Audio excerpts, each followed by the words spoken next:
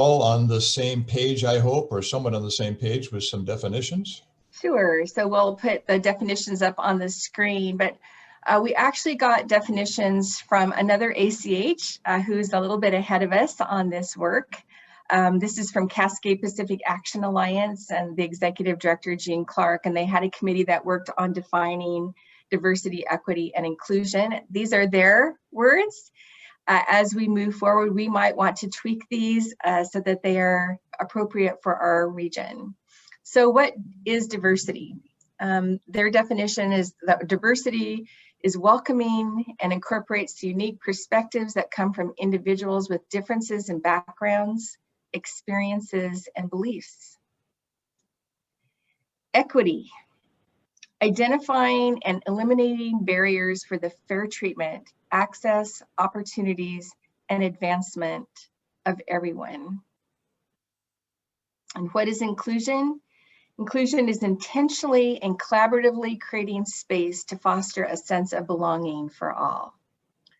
So those are their definitions of DEI, as it's been commonly known, and we can have a conversation later, Patrick, as to whether or not our members would like to tweak these, add their own spin on them, or if they would just like to accept these as our definitions as well. Thank you. Okay, well, why don't we then just, for those of you who have thought about this and maybe have some comments to what Carol just provided, if you wouldn't mind holding those until we get to 11 o'clock and our final segment of the meeting, that would be, I think, the best way to proceed. But we would like to hear from you if you agree or disagree with what do we mean by this powerful acronym of diversity, equity, and inclusion. All right, well, Chelsea, shall we get the screen rolling? What I was asked to do today was provide some numbers, but as I often say when I give presentations that involve what I call trends or numbers, I just would hope that you keep in mind that these, for me, and I hope for you, are not numbers. They are people. They're abstracts of groups of people, but behind all these percentages, behind all these values you're going to see, are the lives of tens of thousands of people who live in the 9-county Greater Columbia ACH. So next slide, please. I did this about a year ago, and what I've done today is updated those indicators largely that I presented on, if you will, the upstream indicators of health outcomes. And I've added just a couple more that I thought was important to look at, just who is among us in the category of non-Caucasian race and ethnicity groups. Now, most of these factors are taken from the Robert Wood Johnson Foundation County Health Rankings. And I'll briefly go over one slide about that. We're going to start with economic factors. I know we talk about social factors, but actually many of these are economics. And then I'm going to give comparisons among the counties to the all-county average, or in some cases median. And I will give comparisons of the 9-county average to the state of Washington. And we're going to end up by looking really at the punchline of, well, what does this mean for what we hope is one of the greatest outcomes of good health, and that would be life expectancy, in particular, a long life. And I'll just maybe telegraph a little bit ahead of saying that there might be a bit of a surprise in that particular finding for the 9 counties. So let's first look at just the makeup by race and ethnicity across the 9 counties. Next slide, please. Before we do, though, I don't know if you can make out some of the fine print, but I did want to point out that, as I think most of us know, that non-clinical care makes up 80% in the eyes of the Robert Wood Johnson Foundation and the scholars that they lean on to provide this bit of insight. They make up 80% of the determination of health outcomes. And you can see in the middle of the screen there are these darker blue boxes. There are 4 of them, and they're labeled health behaviors, clinical care, social and economic factors, and the physical environment. I am going to touch on those bottom 2 blue boxes, social and economic factors and the physical environment to some degree. One could look at health behaviors, but that really wasn't part of my scope of work for this bit of presentation. So let's look at who's who in the 9-county area. Next slide, please. This is just a simple pie chart that has 2 big slices and some very small slices. And you can see the 2 big slices at 40% and 35% make up 3/4 of the population of the ACH. And those were respectively the Greater Tri-Cities area and then Yakima County. So the consequence of this particular dominance by 3 counties is going to mean that the results we have for the ACH in general will be largely determined by these 3 counties. And just as an aside, these three counties, in particular 2 counties, are growing ever more dominant in this part of the state because of their population growth. Next slide, please.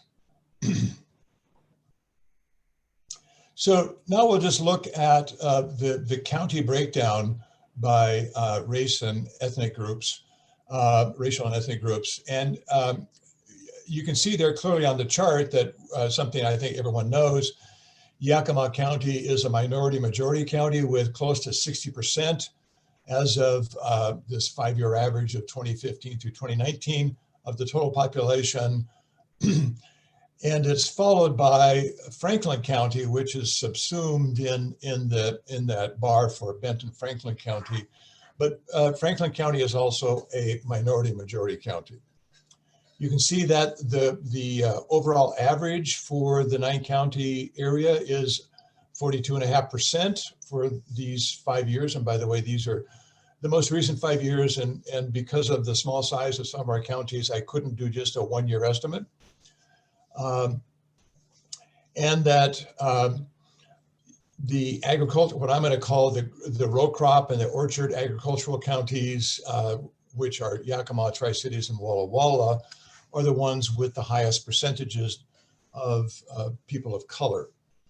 So it's easy to see or conclude that we are, as a 9-county area, more diverse than the state of Washington, which you see by the dotted green line. And that was about 40% in this particular period.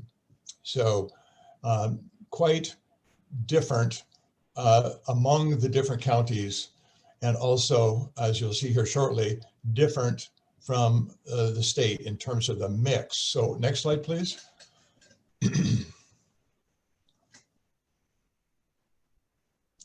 Chelsea, can we do the next slide? There we go.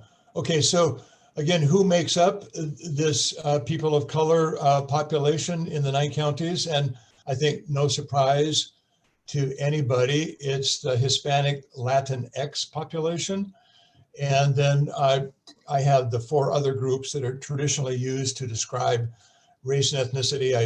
I combined them, a couple anyway. And you can see that about 1/3 of the population in the 9 county areas can be ascribed to Hispanics and Latinx, which is considerably larger than the green bar, which is the state of Washington, which is about 12 to 13%.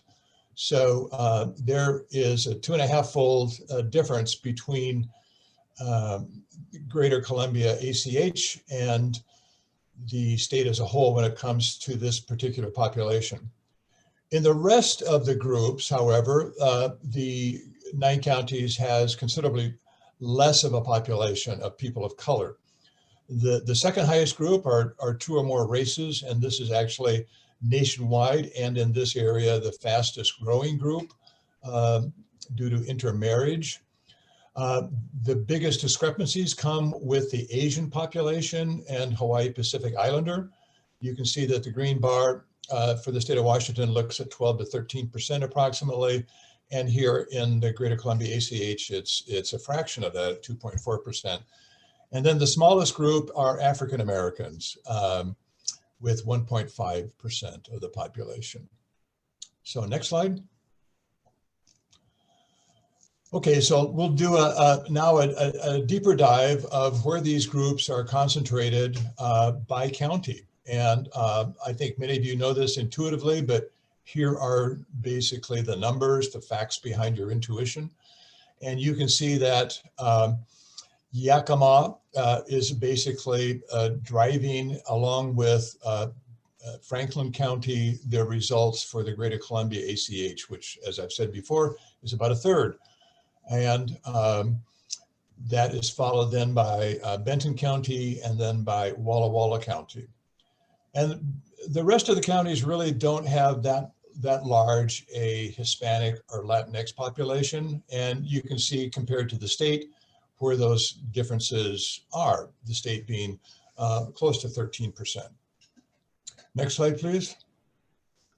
I'm going to take these by size now. So 2 or more races, again, the fastest growing group in the country and in our state and in the Greater Columbia ACH. And you can see there's a much more uniform distribution here, with the average being about 4% in the Greater Columbia ACH, and actually a higher concentration in the Southeast than in what I'm going to call the row crop and orchard agricultural counties. Next slide, please. So where are the Asian Americans and Hawaii Pacific Islanders in our 9-county area? Well, first and foremost, they're in Whitman County and Kittitas County, and then Benton Franklin. And I'm going to regard Garfield, with a population of less than 3,000 people, as a bit of a statistical anomaly, unless somebody from Garfield wants to correct me. There's large margins of error, and these are estimates, of course. So I'm just going to leave it the way it says there in the slide, that most likely this is due to the higher ed presence in 2 or 3 of our counties. And you'll see where that shows up in income later on in the presentation. Okay, next slide. The American Indian, Alaska Native population is, as I think most people know, heavily concentrated in one county, and this is Yakima County. The rest of the counties have very few, with the possible exception of Asotin, which is not too far from the Nez Perce Reservation. And I'll just repeat my remark there. There's very few Native Americans and Alaska Natives in our college communities. And the last group, Blacks. Next slide, please. By far and away the smallest minority. You can see the state average is 5.6%. We in the 9-county area have only 1.5%. And I'll just make a further comment that the state of Washington is considerably below the national average in terms of Blacks in the population. So quite a variation in peoples of color throughout the Greater Columbia ACH. And that will drive some of the results we're going to see here shortly. So let's go on, if we can, Chelsea, to the first economic determinant of health. And this is employment. And I'll just state what I hope is the obvious. If you're not employed, it's hard to have good health. And so economists spend a lot of time looking at just not only the unemployment rate, which I'm going to cover shortly, but what is the level and growth rate of employment. And today on the way into the office, I heard on NPR that we're making very good progress with our economic recovery in most areas. This is nationally, but we still have 9 million people without jobs that had jobs just at the start of the pandemic. So it's pretty critical to understand that if we don't have people engaged in work and getting paid for it, it's hard for them to take care of their health. And as you can see here, the state of Washington has shown a much faster growth rate in job creation than the ACH. The ACH, a weighted average about 8% over the last 5 years, and the state at 10%. There's some particularly strong growth in Columbia, and as a small county, just 1 or 2 events make that happen. And I think I know what's going on there, but I won't bore you with my hypothesis. Asotin also has done fairly well, and Kittitas has done fairly well. On the other hand, Walla Walla, Garfield, Whitman County, a bit surprising for me, and Yakima County have done much more. They've struggled much more than the all-county average, and certainly more than the state. Next slide, please. So we often talk about unemployment as being one of the key indicators in life in general, and certainly in the economic determinants of health. And I'll just point out that you can have a low unemployment rate if you don't have a job force, a labor force that's growing. And that's really the case that we just saw in Whitman and Walla Walla counties. So their unemployment rates are low, relatively speaking, but they just haven't had that many people into the workforce. On the other hand, you can see that Yakima, with a large workforce, with a high participation rate in the workforce, which I don't show you, is considerably higher than the state average and than the weighted average of our 9-county area. So punchline here, the unemployment rate in the state was very low, historically speaking, and in the 2019 peak before the pandemic recession. And that was not shared too broadly by the counties in the greater Columbia area. As you can see, the unemployment rate overall was about 6%. And again, the Southeast counties fared the best, and the agricultural row crop counties fared probably the worst. Next slide, please. So we're going to leave the labor market, and then it's also hard to have good health if you are poor. And we're going to look at several different measures of poverty. But the first one is just how we earn, how we make a living, and how much that salary or wage is. And we're going to look at income in just a sec, but I wanted to point out that wages and salaries are the largest component of income.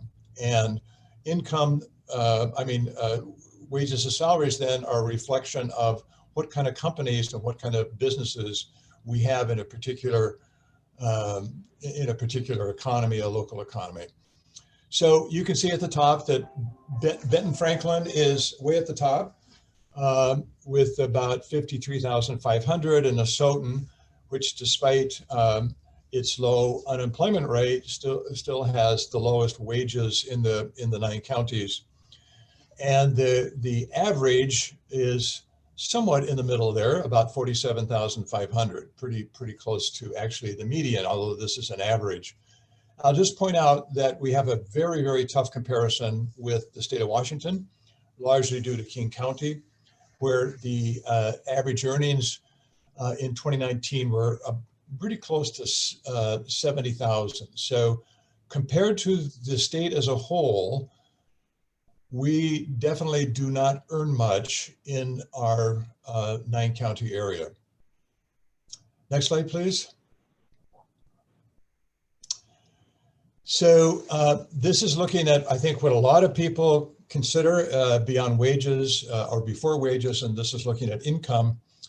But I like to point out, I like to feature wages because income consists of a couple other factors that we typically don't have a big handle on locally. And the first and foremost is federal transfer payments.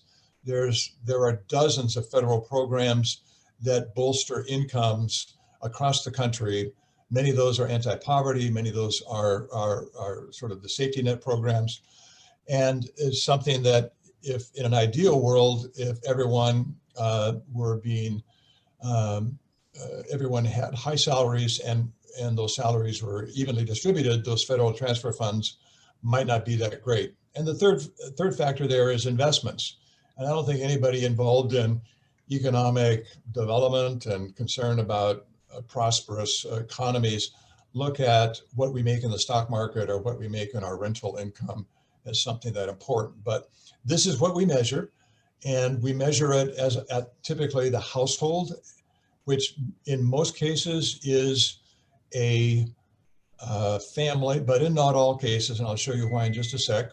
And we measure it using a notion of the middle called the median, which is a better sense of what the middle is than the average or the mean. So let's look at this median household income that was brought to us by the census from 2019. And you can see that Benton Franklin was on the top, and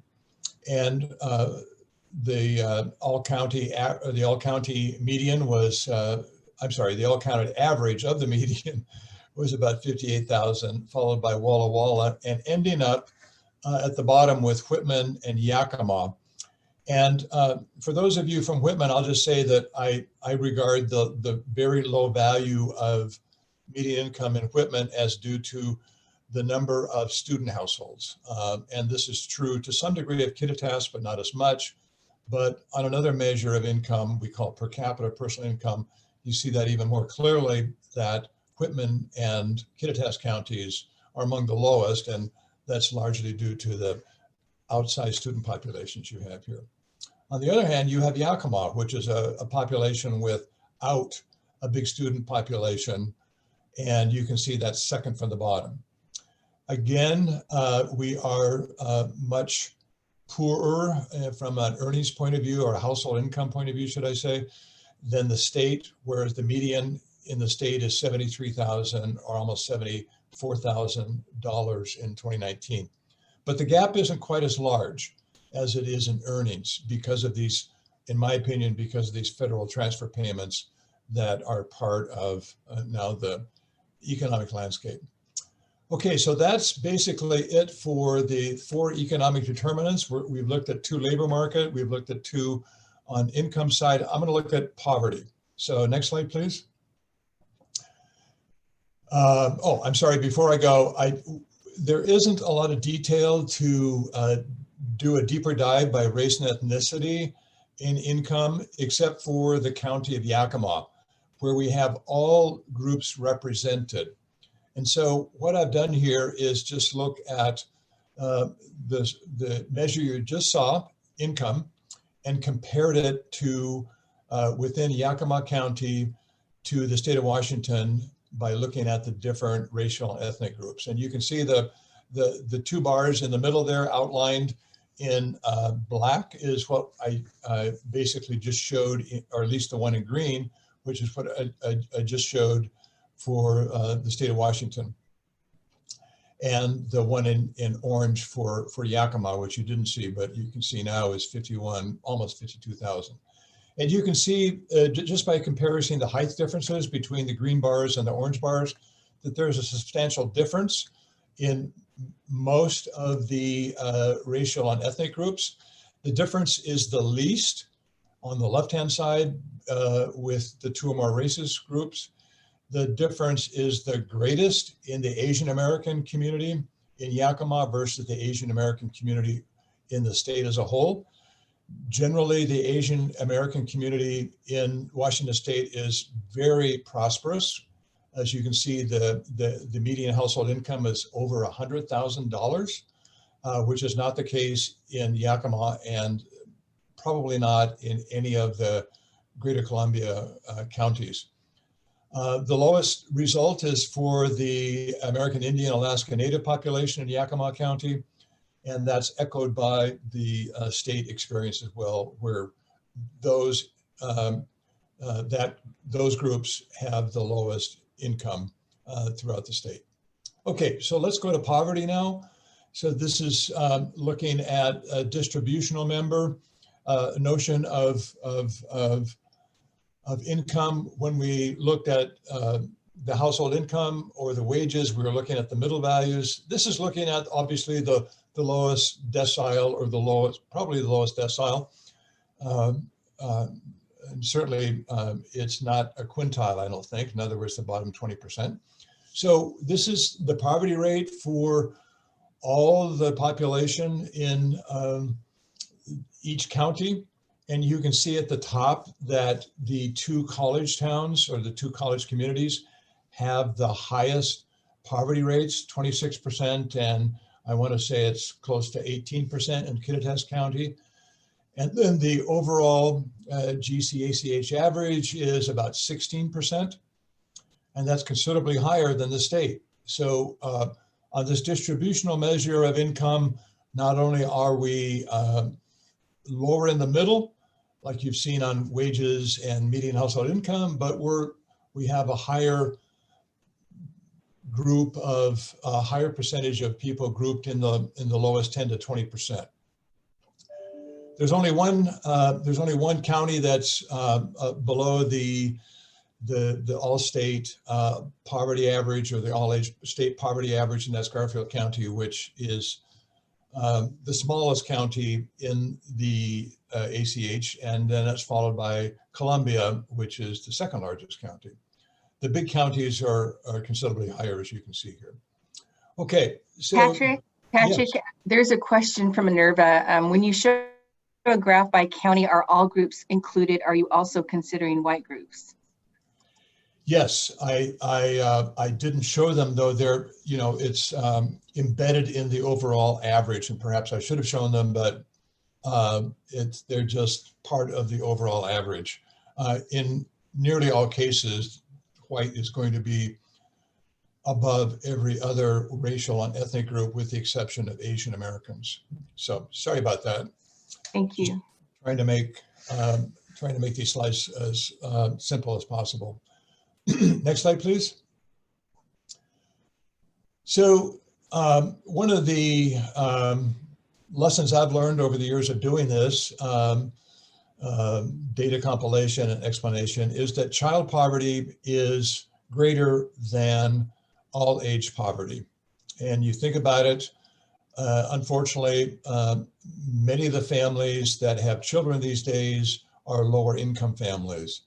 And so as a result, you'll see in the middle of the slide that the weighted average for child poverty, and we're looking at populations of less than 18, is about 17%, which is a percentage or two below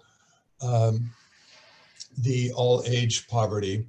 And then I was able to find enough detail for the Hispanic and Latinx population to make the comparison across the 9 counties. And so you can see for the 9-county area, there's not quite a doubling of the poverty rate between the overall results and the Latinx and Hispanic results for children.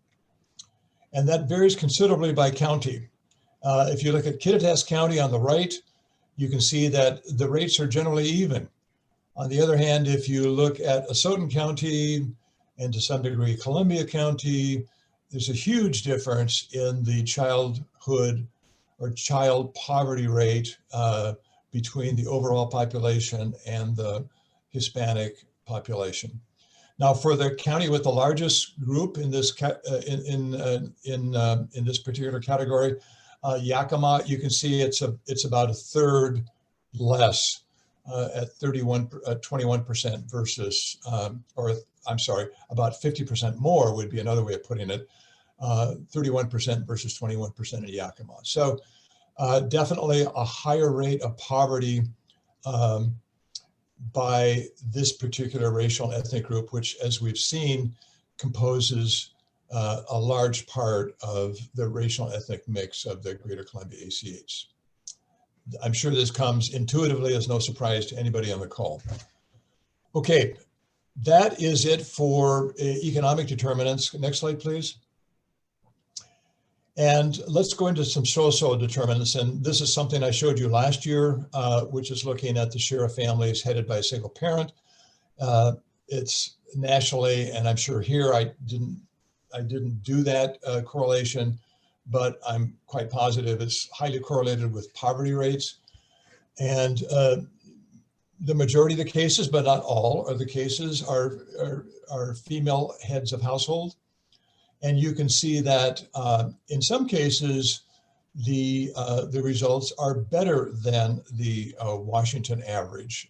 So the Washington average is about 17%, 18%. And many counties are below that. These counties, however, are the least populous counties in the ACH. And so the average is considerably higher than that because Yakima and Benton Franklin show a much higher result for this particular indicator of 22% and 20%. So that's single parent families. Let's go on to the second social determinant, Chelsea, and this is basically housing. There's two on housing that I'm going to show you. One is on home owning and the other is on renting. And so this one looks at the affordability of owning a home, and it's specialized on first-time buyers.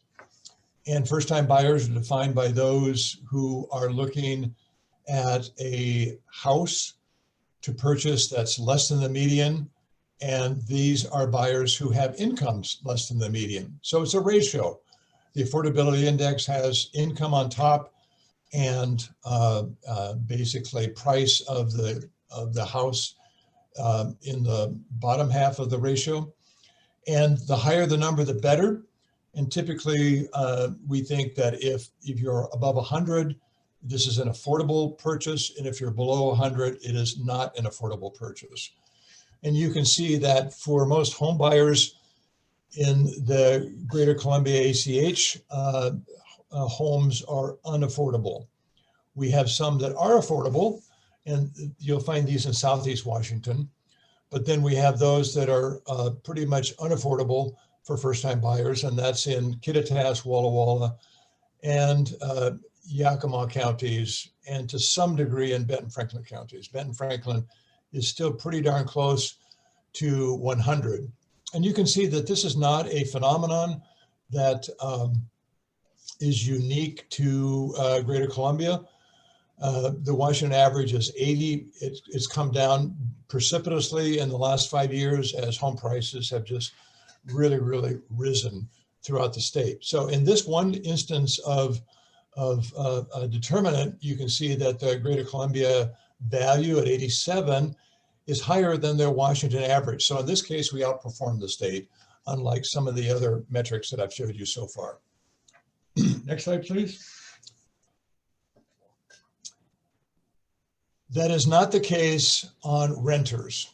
And so anytime that a renter, a renting household is paying more than 30% of their income on shelter costs, which largely is rent and utilities, then most housing experts call that burdened, a burdened household by housing. And if you pay more, 50% or more of your income on shelter costs, then you are extremely burdened. And these are the people I think we should care the most about. So in this case, you can see that we basically match strides throughout the 9 counties with the state of Washington. We are slightly over, but with the statistical errors, I would say that's a wash. And so we're pretty close to the state average of having a little over a fifth of our renting population paying 20% or 50% or more of their income on shelter costs.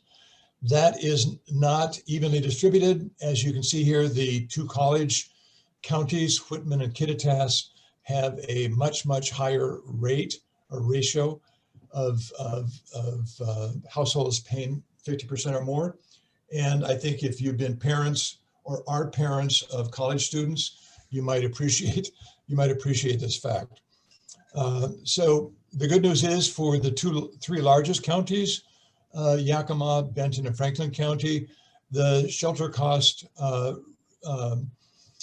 burden is a bit lower than the state. It does raise the issue, however, what's an appropriate percentage? Should we want this to be at 21%, or would we like to see the number of households in this category much lower, say maybe 5 to 10%? So that's the two pieces on housing in the Robert Wood Johnson Foundation schema. This makes up about 10% along with transportation of the overall impact on health outcomes. Okay, next slide, please.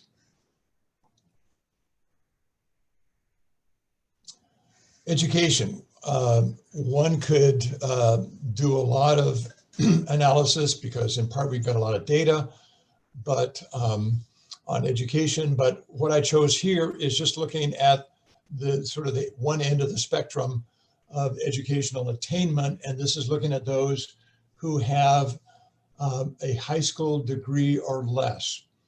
And I think I don't need to talk about the correlation, in this case, a negative correlation between educational attainment and good health.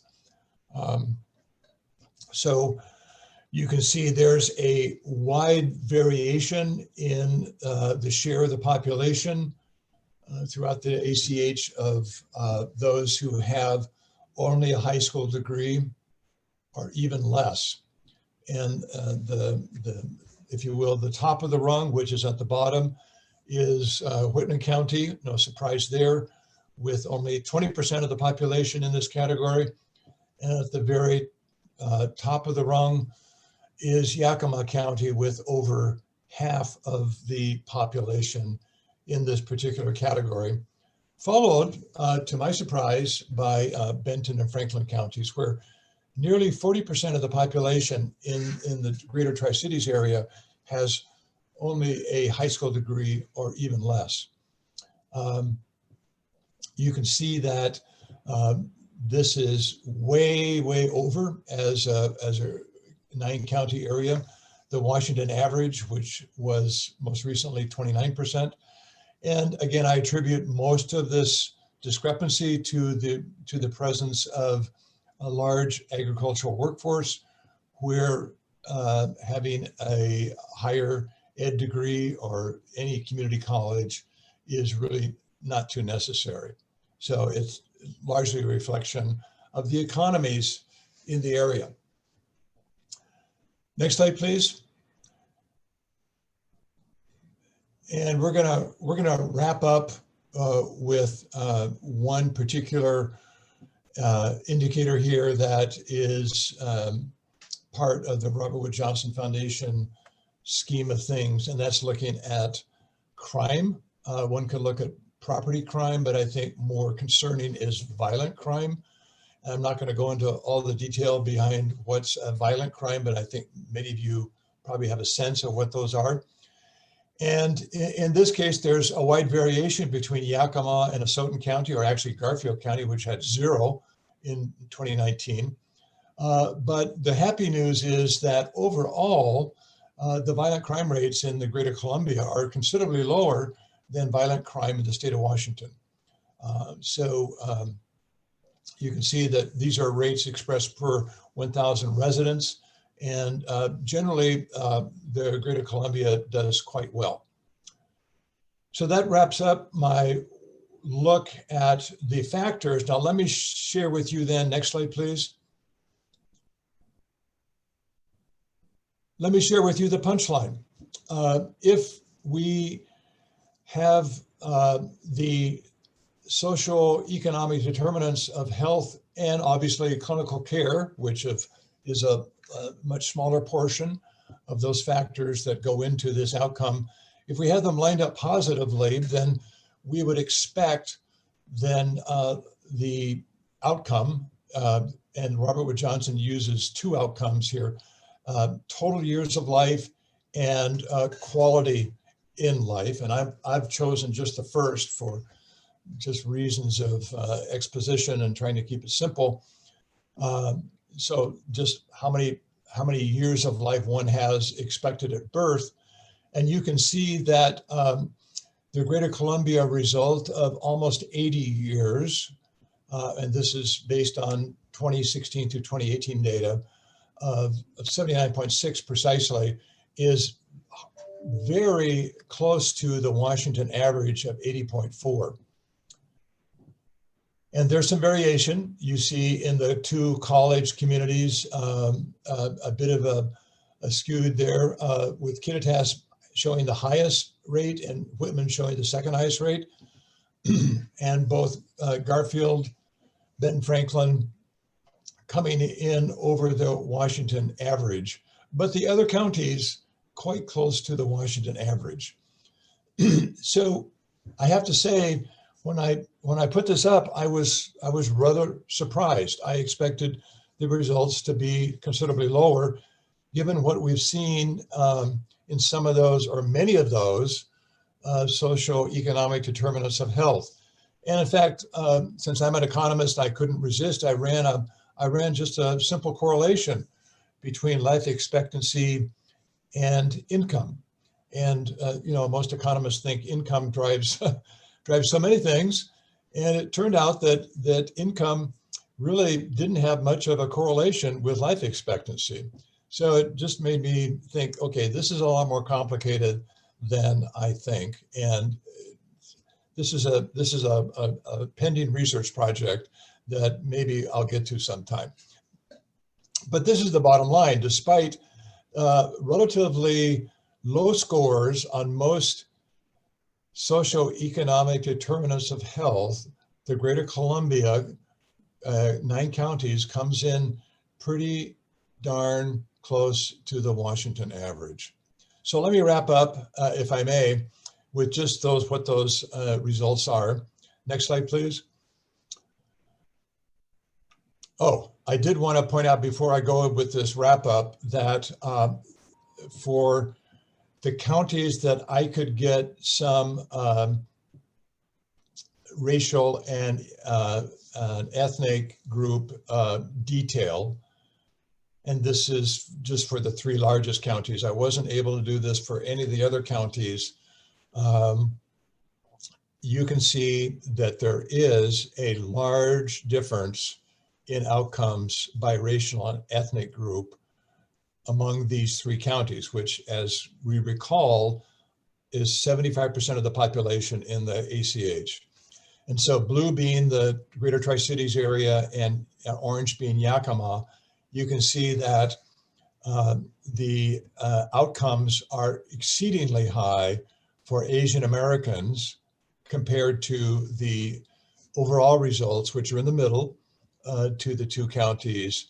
And then at the other end, you have Asian Americans. At least in Yakima County, there wasn't a population that was actually estimated by census for the Tri-Cities area of 67. So I hope you can appreciate there that there's a big difference overall among the ethnic groups and racial groups.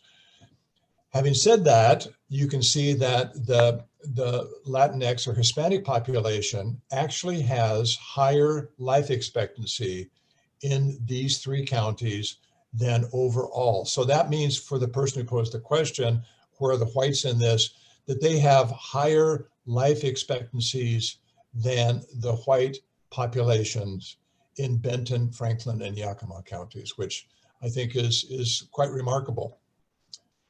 Okay, let me then quickly wrap up. I think I'm still within my allotted time, but I do want to respect Luann's slot coming up. So next slide, please. The Robert Wood Johnson Foundation's County Health Rankings ranks, as you can imagine, if you haven't seen this, then within every state, every county against each other. And so this is taking a look at the metric I just showed you, which is life expectancy, and see how it stacks up among all 39 counties in the state of Washington. And there are several in the top half of the state ranking. And you can see those are led by Whitman County and Kittitas County in the top 10, and then followed by Benton County, Franklin County as well. And then, of course, no surprise what we just saw on the prior slide, Yakima County and fares quite poorly by this measure. And Columbia County, which I didn't show you also. So it's again, back to this notion of the socioeconomic determinants of health, a bit of a puzzle, because can we fast forward here to the summary, Chelsea? Because in most of these indicators, these 11 indicators which I showed you, the Greater Columbia performs relatively poorly compared to the state. So the first four ones are economics. Poverty rates are a mix of both, I think, social and economic factors. And next slide, please. Single parent families, the two housing measures where we do score pretty well, and then violent crimes where we do score pretty well as well. So that's a once over lightly, and I hope I've conveyed, first of all, some of the outcomes, and to some degree the complexity as we try to understand what these factors really mean for health outcomes, such as long life expectancy, and then the other one, which I didn't show you, which is quality of life, along with that life expectancy. So I don't know if I have any quick questions. I see a comment from Shane, and yes, Shane, I will agree with you that that when you have such a small population, that one or two events is going to skew the results. And so I would think that if we put 5 years of data together like census does for some of its, or many of its measures I showed you, then we'd have a little different result. But county health rankings comes out once a year, and sometimes they use just annual data. So, and or sometimes they're going to use 3 years worth of data. And I think for what I showed you was a 3-year period. Okay, are there any other questions that I need to be aware of quickly? Patrick? Yeah. So this is Wes. Just a couple of observations. One is we've been looking at this data for quite a while, and something that has appeared to us based on research is this idea of the Hispanic paradox, in that individuals from the Latinx population tend to have lower mortality rates, premature mortality rates. Some of this has been attributed to a social phenomena called the barrio advantage, which means social protective factors by Hispanics, Latinxes living together. There's also some emerging research to show that Hispanic populations may experience slower biological aging, which is interesting. The second thing that I would point out is that through some other research that we're doing, we're also seeing a bit of a contradiction in terms of the percentage of Hispanics within counties and the overall COVID-19 vaccination rates. Those counties in Washington that have the highest percentage of Hispanics seem to be receiving the lowest percentage of COVID vaccinations. This is something that is interesting and possibly concerning to us, and we've reached out to the health district to try to understand more about that phenomenon. Great. Thank you. Yeah, thank you, Wes. Those are two insightful comments. Anybody else like to chime in before we move on? I think the slide deck will be available to all if you want to take a peek at it later. Patrick, Carla has her hand raised. Pardon me? Carla Prock has her hand raised. I believe Okay. she'd like to say something. Go ahead, Yeah, Carla. just a quick question. Yes, Wesley, I absolutely agree with your last statement, and it's something we are very interested in rapidly trying to figure out how to improve as far as vaccine rates in certain populations. My question, Patrick, was about, I'm trying to go back and think of what the slides showed, income disparities within. So even though what we saw was kind of an average income, the percentage of the population that has the largest amount of that income and a smaller amount of that income, I'm not sure whether we saw things reflected there. If we have a very few people making a lot of money, and I'll just use Benton Franklin because that's where I'm here and that's where we had a large income, you know, closer to the state average. Right. But we also had one of those lower education rates. And so, Correct. I mean, the craft trade and trades could help or, you know, offset some of those too, but I'm just curious about that income disparity within the region. How much of that money is in fewer hands? So well, I think that's a good point. There are, to put in a plug for Benton Franklin Trends, Carla, there is a notion of the distribution of income within the Tri-Cities. And it's for all races, all ethnic groups. And you can see what the 20% highest earners control of total income versus the 20% lower earners. And it's a pretty big ratio. But what I just wanted to point out within these racial and ethnic groups, within a couple of key counties, there are differences as well. So nothing in income in the United States is too egalitarian. Let me just be so bold to say that. There are considerable disparities throughout, whether it's race and ethnicity or whether it's just by the kind of jobs you have.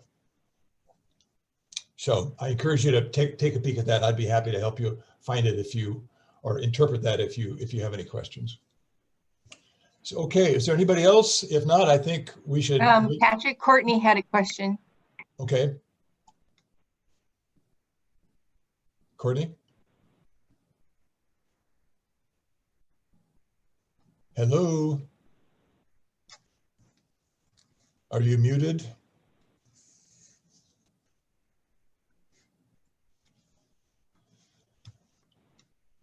Well, Courtney, perhaps you can type it up in the chat box and I'll try to respond. How's that? Because I do want to give Loanne Ayers a slot to talk about the 2020 census. And I would hope that some of you beyond Loanne and myself were involved in this gargantuan effort that comes around every 10 years. And I hope, Loanne, that you will be able to give those who weren't involved in the 2020 census an appreciation of just what went on in your neck of the woods. So Loanne Ayers from United Way of Benton Franklin Counties, the floor is yours. Great. Thank you, Patrick. I always learn so much from how you present the data and makes me hungry for more. So delighted that we have in our region, Benton Franklin Trends, where we can get some additional information. As you all know, we're completing a year or two of weird years. I would just say that because, of course, we launched the census and it was in the midst of racial, ethnic turmoil, political turmoil, and then that was compounded by the pandemic. And so many things affected our census count, which frames the next 10 years. I'm going to share a screen with you, and please get ready to get out your fast typing fingers, because I'm going to be asking you, this is interactive for the first couple of slides, for 6 key data points. My data will primarily reflect Benton and Franklin counties, but you can translate that because the trends are fairly similar from other communities.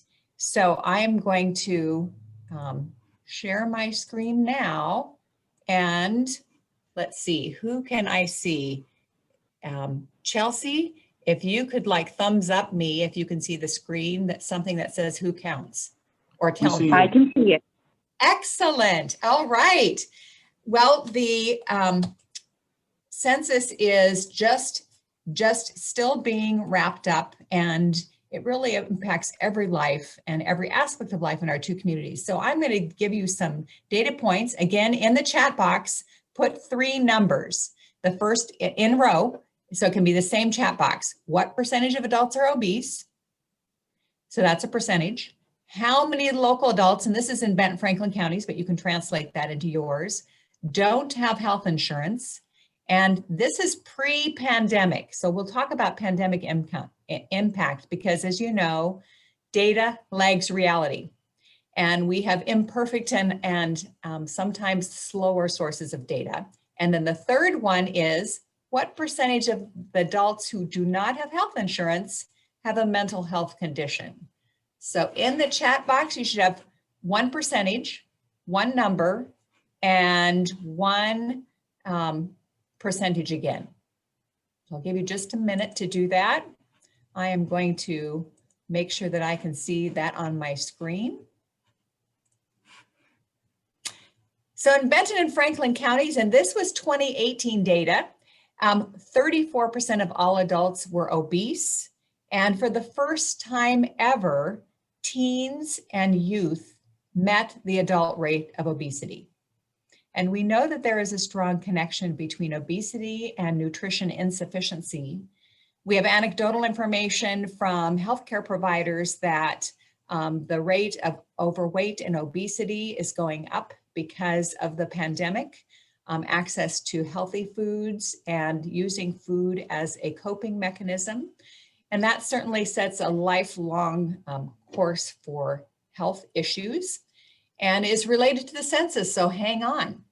Second is in Benton and Franklin County, again in 2019, we had over 33,000 adults who did not have health care. The third one is related to that. What percentage of those adults have a mental health condition? So this is specifically to adults who don't have health care but have a mental health condition. And that is nearly 30%. So that's interesting data because that's a compounding factor. And in fact, in mental health, Washington State ranks 46 out of 50 states. If you look at the prevalence of mental illness and access to care for adults, and 43 out of 50 for youth. So we are nearly at the bottom of the rung for prevalence of mental health with those who and access to health care. Next, 3 more data points and then we'll get on to a quick discussion. So how does that impact kids in our family? What percentage of kids go hungry each day who have unstable sources of food? And think about this in pre-pandemic terms and then pandemic terms. It certainly connects with Patrick's conversation about poverty and the disproportionate rate of children in poverty. So that's a percentage. What percentage of students meet 4th grade English language arts standards pre-pandemic? Because that's the data we have. And then what percentage of students graduate from high school within 5 years, which really sets the tone for future voters, future customers, and the workforce of the future. So in Benton and Franklin counties, pre-pandemic, we had about 1 out of just over every 4 kids had unstable sources of food, may not know where their next meal would come from. We know that the pandemic has changed that, even though we've had heroic efforts from the school districts. In Benton and Franklin counties, from 47% of students did not meet 4th grade English language standards. But if you were an English language learner, that was only 9%. And here we see some of those inequities bubbling up. And that 9% of English language learners meeting standards in 4th grade was a drop of 5% in just 1 year. If you are someone of Hispanic or Latinx heritage, only 35% of those students meet 4th grade English language standards. And this is really one of the milestones for educational attainment. But if you were white, it was over 64%. Again, an impact, a glimpse into some of the inequities we have in our area. In percentage of students graduating from high school, 82%. I was doing this with Rotarians, they're going, wow, 82%, that's awesome. But if you take the 18% who don't graduate within 5 years and think about how that frames their life trajectory, if you are an English language learner, it is only 67% of English language learners graduate from high school within 5 years. So why does an accurate count? All of you know this already. The reason I brought up that data is because it has a significant impact on state and federal and private philanthropy, because much of that is tied to the description of need, which comes from census data. So examples of how benefits are driven from census data are, these are federal programs related to hunger and access to food, related to educational support, related to support of children and families. Certainly, we see all of the impacts of this that is impacted by, in pre-pandemic terms, a significant change in our representation related to the census. And businesses, of course, pre-pandemic, we have infusions in all of these areas because of our CARES Act 123, et cetera. But significant dollars are driven based on census data to our regions for these important business and infrastructure programs. So how well were we counted? I just looked at some of the surrounding counties of GCACH and neighboring counties, and what does that mean in terms of dollars in pre-pandemic terms? And if you just look at Benton County, yay! In spite of all the challenges, we beat our 2010 rate, yay! So in green, you see those counties who were able to beat their 2010 rate. And but if I'm looking at Kittitas, is celebrating a 56.5% response rate good enough? Well, it's better than last time, but it still highly underrepresents that community. And in Columbia County and Lincoln County, you see some pretty significant drops between the 2 years. What does that mean in dollar terms? In Franklin County, if you just look at we're a larger county, and we had a smaller drop. So we went from 69.2% response to 68.5. And over the 10 years, and this is pre-pandemic terms, because of that drop, we're going to be losing $851 million in federal, state, and private philanthropic dollars to address some of those problems and those challenges that we talked about in those 6 earlier data points, as well as many other programs that affect health and the quality of life. In Little Columbia County, they had a big drop. So I took 2 different counties, and Columbia County is a small county, as you know. They had a big drop, and just in Little Columbia County, they're going to be losing $46 million to address some of those challenges because of the reduction in their census count rate. So that's a big deal. And how does it connect to equity? Those individuals who are less likely to be counted are sometimes those individuals who have life needs. And so historically undercounted populations reflect some equity challenges, certainly in persons of color and foreign-born persons. Some of the data points that Patrick shared with us are connected to historically undercounted populations. And then hard to count populations as well. So these were the predictions that did come true from what we've gathered anecdotally, although we don't know who's not counted. We have anecdotal information about who's not counted. So it is a big deal. And as we know, with the additional funding that's come into our state and into our counties, some of that is also driven by the descriptors provided by the census data. And now we're still using 2010 census data, which is you know, if you just think about your county, how much has your county changed since 2010? I live in Franklin County, have lived there since before 2010, and I just have to say the nature of our community has tremendously changed, and yet our allocations are still currently tied to the 2010 rate. So we are significantly underrepresented in the amount of funds that we deserve based on our actual population makeup. So what can we do now? Really, the census is being finalized. It is what it is. If you're undercounted, if you're underrepresented, it is what it is for another 10 years.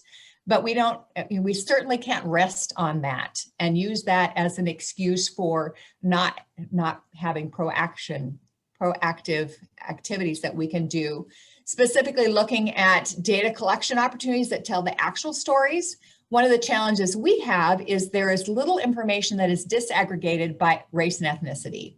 And I think I could probably see Patrick virtually nodding his head. We're looking at addressing equities, trying to get to information about mental health, hunger, and homelessness that is available based on race and ethnicity is really a big challenge. We can also seek specific funding opportunities where we can use our story that goes beyond the census data to address inequities that are magnified by our undercount.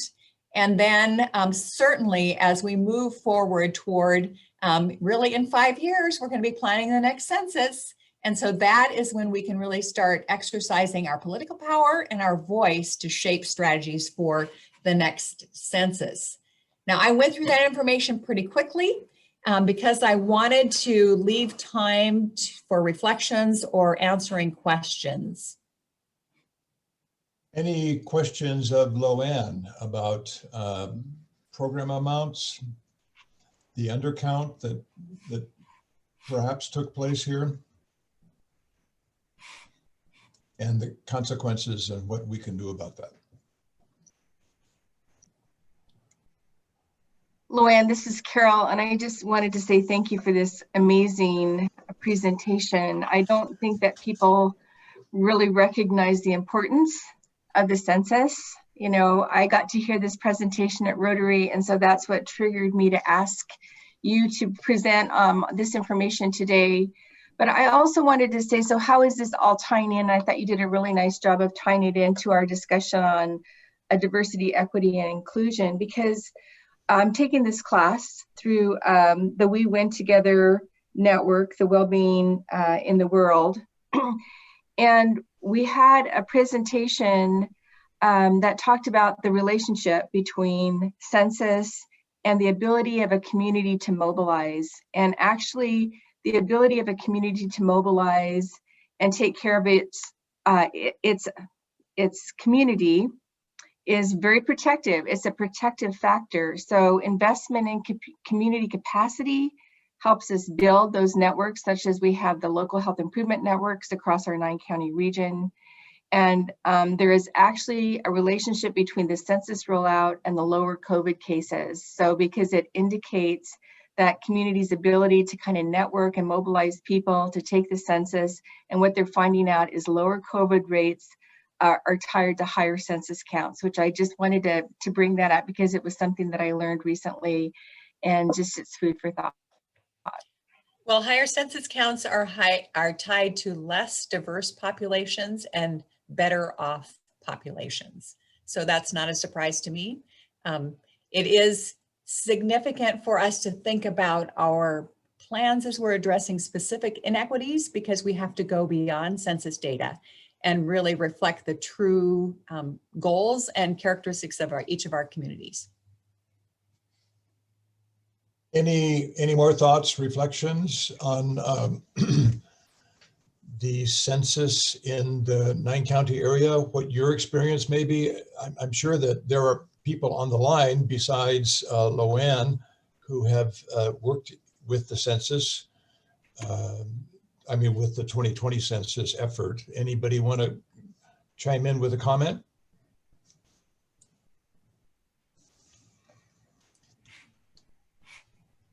Looks like people want their breaks. Yes, and We don't have any pastries and coffee for them today, but hopefully it's not too far away. Okay, well then, thank you so much, Loanne, for your putting together this presentation, and I hope you'll stick around for the rest of the meeting and perhaps have some private chats with those 80-some people who are on the line with us. And until then, we're going to take a 10-minute break. And I think we'll be back at 10:30. Thank you, Chelsea. We need to give each other 10 minutes. So use the 10-minute break as you see fit. And we will see you at halfway through the hour with, I'm sure, a very fine presentation from Hadley Morrow. So see you soon.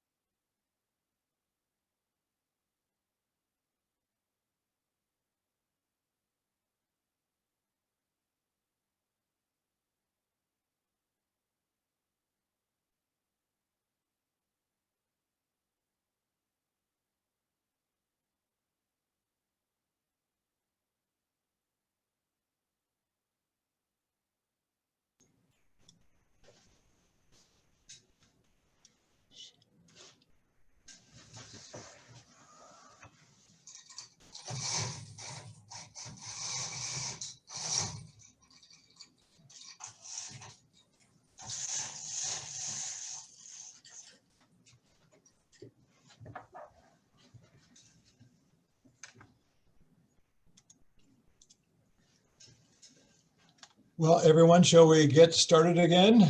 Chelsea, can you pull up anything that, yes.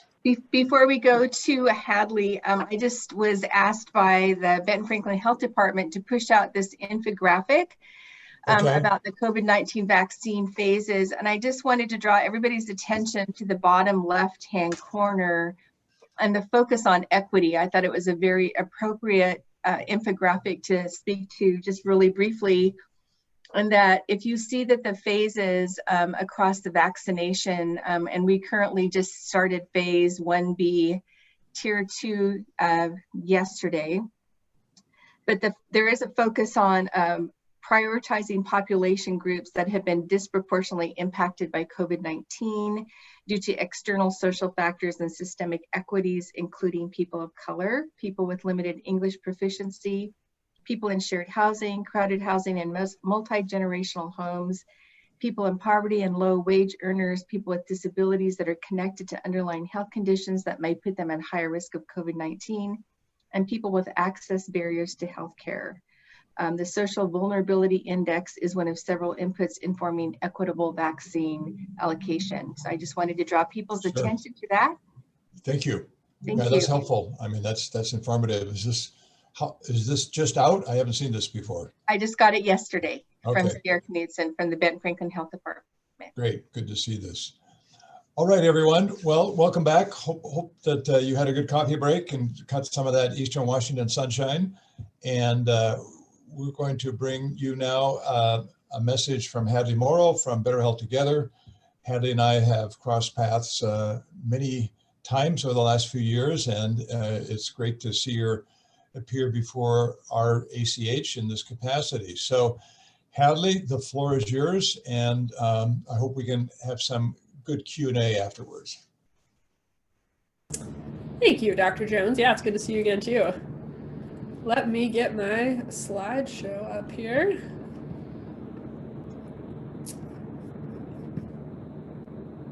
Okay. Of course, now I lost your faces, but that's fine. No one was on camera anyways. I don't need to see myself. Hi, everybody. My name's Hadley Morrow. These both she and they pronouns, and I am Director of Equity and Engagement over at Better Health Together in Spokane.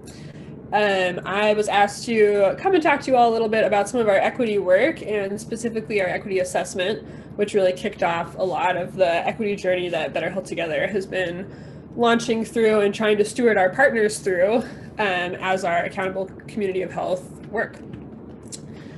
A little bit about who Better Health Together is. We serve, as the ACH, we serve 6 counties in Eastern Washington. It's Ferry, Stevens, Pend Oreille, Spokane, Lincoln, and Adams. And we also serve the Colville Confederated Tribes, the Spokane Tribe, and the Kalispell Tribe within that.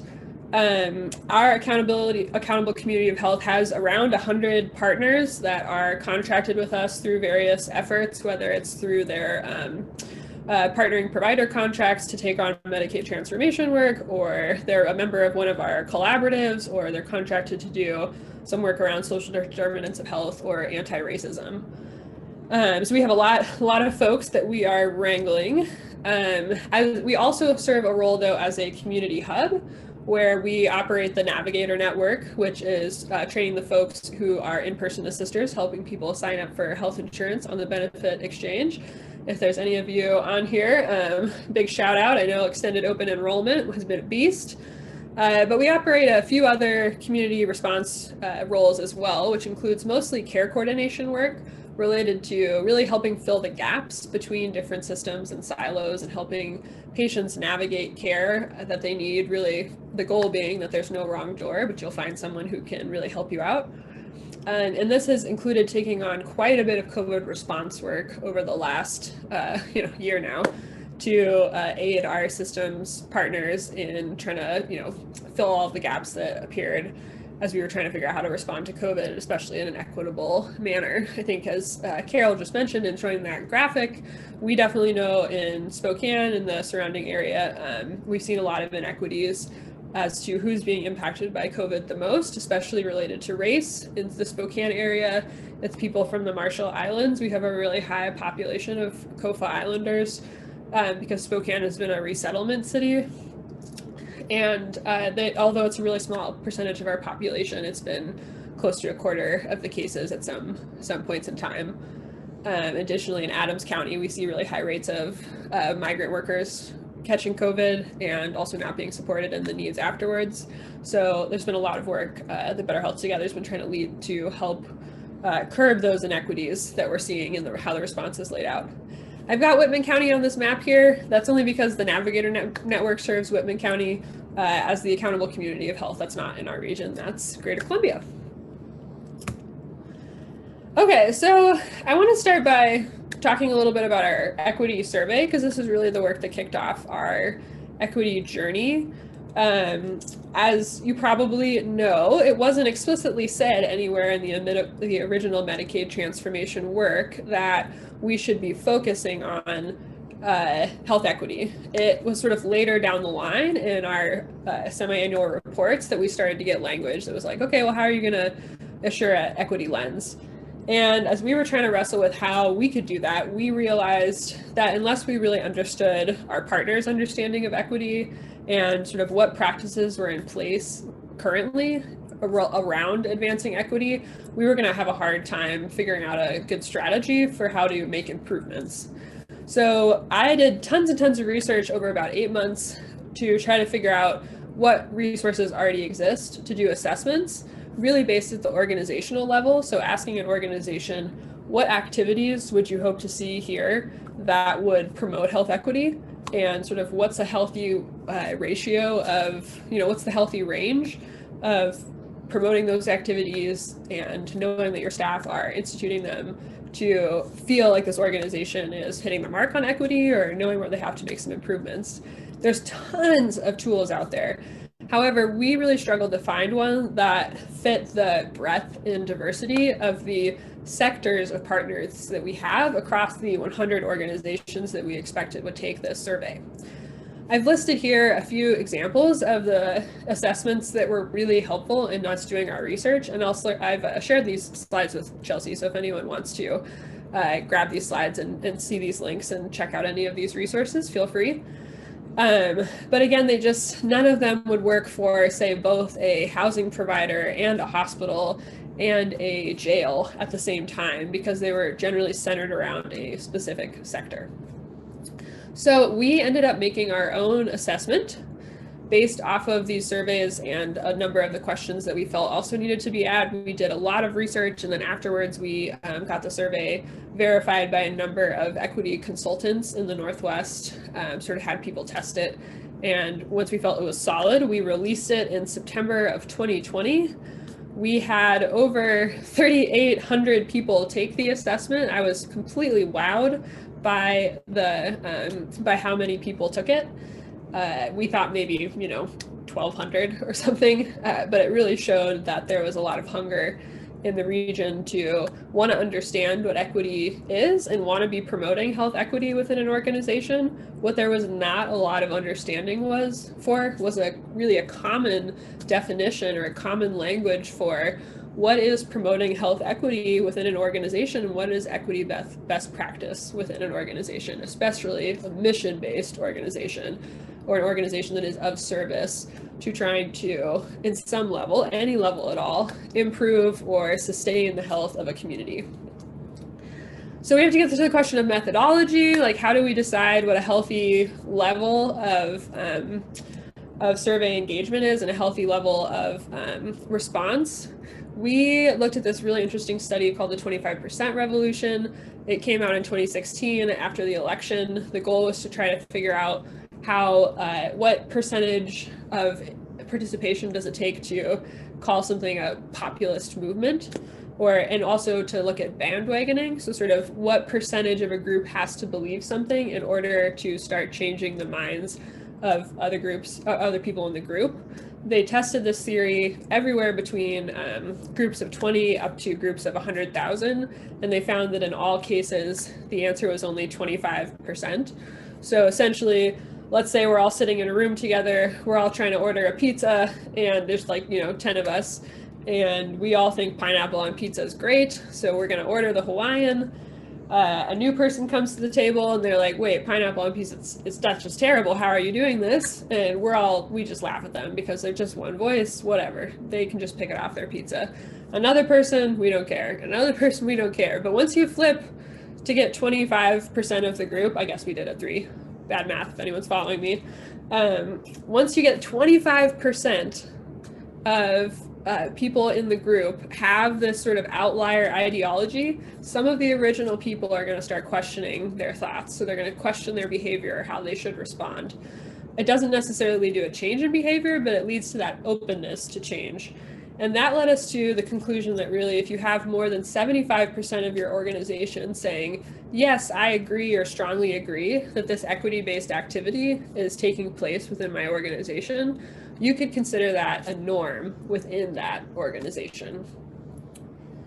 So, oops, now I see my chats popping up. Yes, exactly, Wes, thanks. I had to figure out how to make its database somehow, or I knew the statistics people would come after me. But really, really cool theory. If you Google 25% revolution, you can read more about the study too. Okay, so let's look at the survey itself. Let me just really quick, I'm gonna pop it up on the screen. Oops, whoa.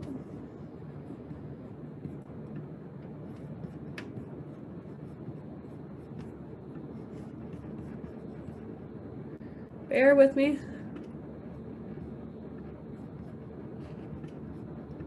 Whoa, one of my screens just died. Classic presentation foibles. All right, sorry, y'all. I'm gonna just jump back into the PowerPoint because for some reason one of my screens is given the blue death. Oh, good, it popped back on. Okay, so looking at the equity survey and the results, and I'll just share, this is posted on our website publicly, so happy to share this. I will ask in good faith that if folks want to steal the survey or the questions, they please talk to us first. But we're happy to share the results. Really what we tried to set out to do was make it quick and easy. It was only about it was a 9-minute survey on average that took people 9 minutes to complete it. And we aggregated the results for strongly agree and agree, disagree, and strongly disagree. And then here, the percent of people who said, I don't know, or didn't answer it. And we put those together because that says something different than strongly agree and disagree, but it does still tell us that there's a level of people either don't know whether this activity is taking place or they don't feel comfortable answering, which both tells us that there is a problem, at least that if this activity is taking place within the organization, it's not been socialized. It was broken down into some sections. So looking at what our organizational commitment to equity was, you'll see basic statements here around, do your staff feel like there's an overall commitment to the social determinants of health and to, leading in a health equity lens? Overall, these were questions that were some of the most positive. People generally saw that the commitment was there. And what you're going to see throughout all of the results of this aggregate survey is that we have a lot of reds and yellows. And that's totally okay because that helps us know where we're going.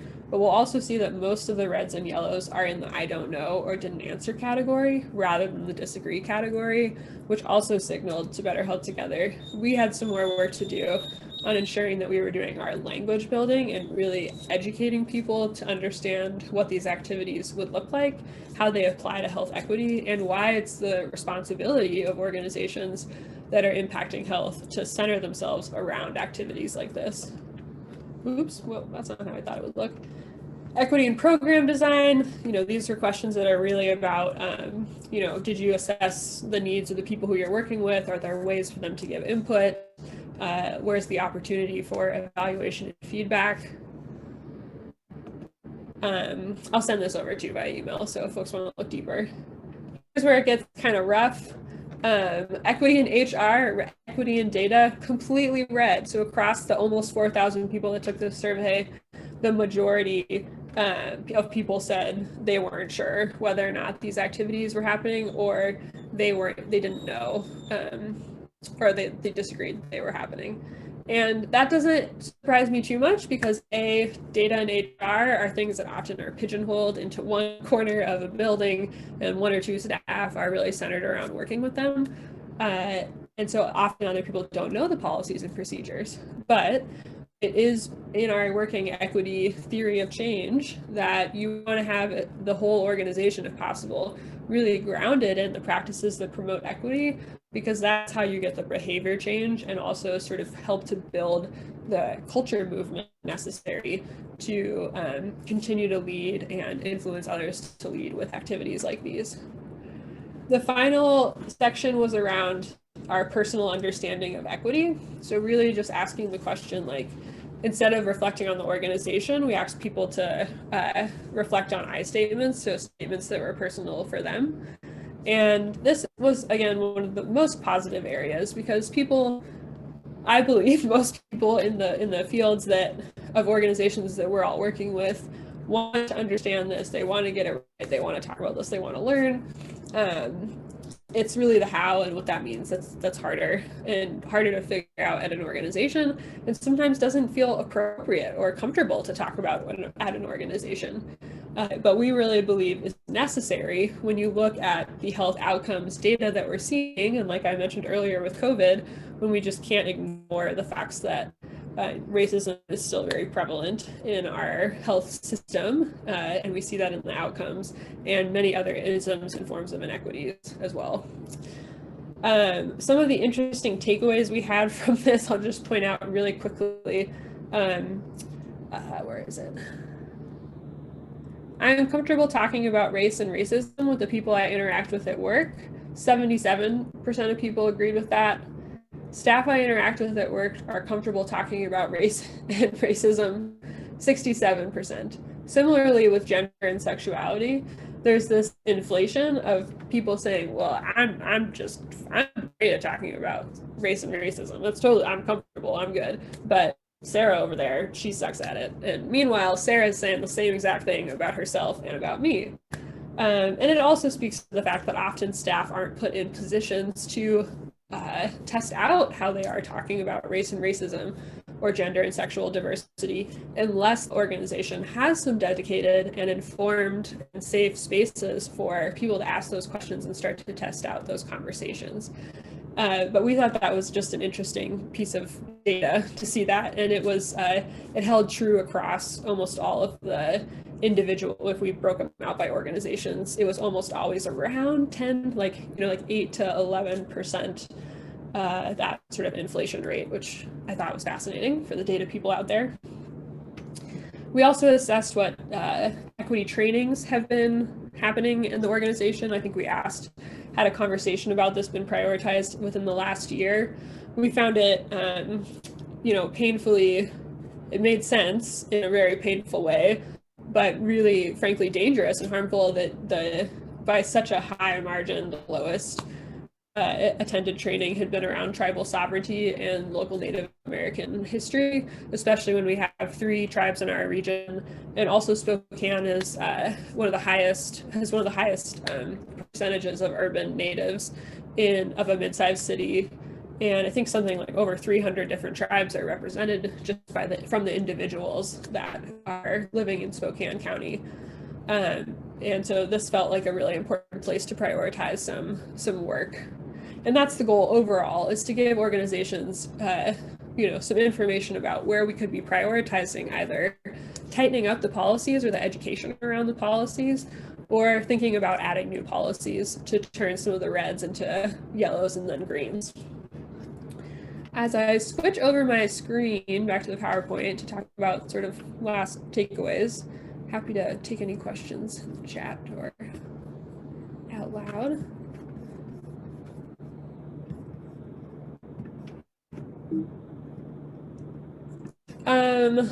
To be totally honest, it's probably got like so deep down in our webpage because it was 2019 when we did this.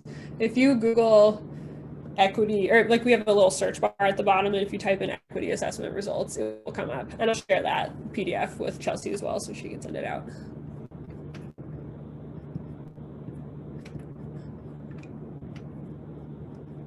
We do have a whole equity resource page. It's a little overwhelming right now, but we're working on. We just got a new communications person who's going to help us build out some better organized pages. So keep checking back. Okay, it feels important to talk a little bit about what has happened since we did this survey. Oop, we just popped into the wrong screen. Whoops, hold on. Swap displays.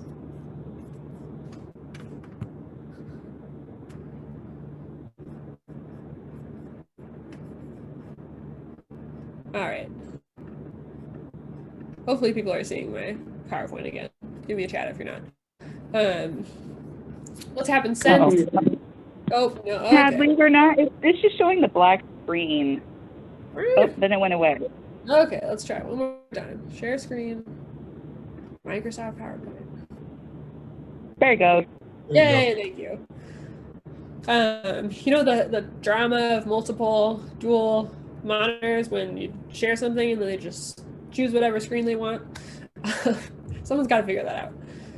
So equity assessment, COVID really delayed our plans because we completed it in the end of 2019. We gave people their scores in January. We were going to kick everything off in March, and what do you know? We all went home. But our intent and what we're relaunching this year was to build out an equity technical assistance bank, which is really full of folks in the region who are working on equity, who are trainers, consultants, subject matter experts, who could be tapped to help our partner organizations work to make improvements in some of the areas that they may have seen on their survey that were red. In our contracts with partnering providers who are doing Medicaid transformation work, we have included a requirement that 20% of the contract payout is tied to what we call pay for equity, which is really around selecting activities in the contract that will help the organization make those improvements. This all comes with like technical assistance, and we have some guidance on suggestions for activities. And then the other big thing was that we launched a big Equity 101 training because we really saw with all those I don't knows and not answered in that survey that people there wasn't a full comfort yet. We're not totally comfortable passing judgment on whether or not these activities are happening at the organization or just saying yes or no. And that makes a lot of sense. One, because, for folks who are a little more versed in equity work, it's really hard to talk about by design. There's reasons why it can feel uncomfortable in our body and why we get maybe defensive or feel like it's not supposed to be talked about at work. But all of those feelings serve to enable inequities to continue to exist, not to help disrupt them. So we built out a 10-hour Equity 101 series that was really built off conversations that our team had as staff to grow our own internal ability to be equity champions through our accountable community of health work. So we launched that in the fall of 2020. We got about 350 people through it. And now we're going through it again. I'm leading Spokane City Council through it. There's a lot of folks have been really eager to have this conversation happen to help them get to a place where they can start to make change. And then to also really add things to action for us, some of our reflections from our survey work. We released $1.5 million of our community resiliency fund into an RFP that was specifically for organizations doing anti-racist work. And we also are in the process of building out what we call an Equity Accountability Council, which is a specific body within the Better Health Together's decision-making structure that's going to be built for people who have equity subject matter expertise to help us give feedback on our activities, our decision-making, our process, so that it's really happening through an equity lens, and that they can give us feedback from the perspective of communities that have been impacted by oppression, to talk through how our work would have been impacting them and where the opportunities to really shift power towards those who have traditionally had less voice in the decision-making structure of healthcare systems, so that we are working towards that shared power space where everyone has the best opportunity to be their healthiest selves, no matter of lived experience, identity, or environment. So with that, that's sort of the quick rollout of BHT's work. Happy to take any questions at the end of this, and I'll just leave up on screen BHT's policy position on racism as a public health crisis. Okay, while people are reading this, if you have some quick questions for Hadley, that would be wonderful. Thank you, Hadley, for sharing what Better Health Together is doing on this. And could you just quickly tell us how long you've been at it? Oof. So we designed the survey in 2018. I think that our equity work really got serious in 2018.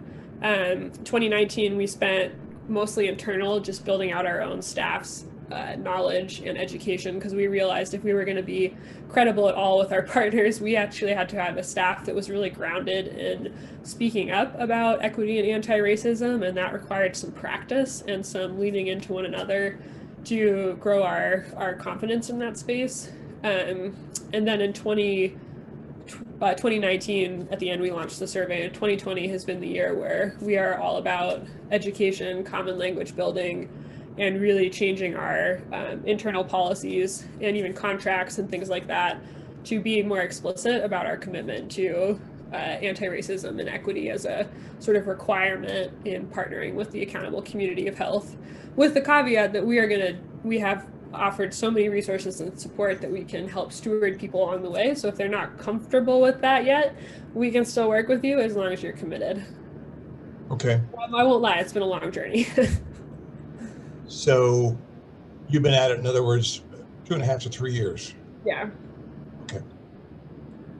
Okay, very good. Well, it's a journey, right? A long journey. For sure. Okay, so quick questions of Hadley at Better Health Together for her and their experience with diversity, equity, and inclusion. Yeah, here, I'll pop my email in the chat. And I shared the slides and survey with Chelsea, so you're welcome to share that out to everybody.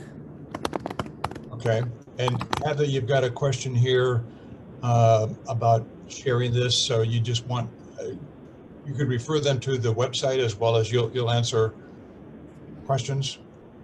Yeah. Okay, but are there some questions of folks right now that we have a little bit of time that we could hear, whether you want to put the question in the chat box or whether you'd like to just weigh in here verbally, orally. So Minerva, you're asking, would the recording be shared? And I'm going to defer to Chelsea.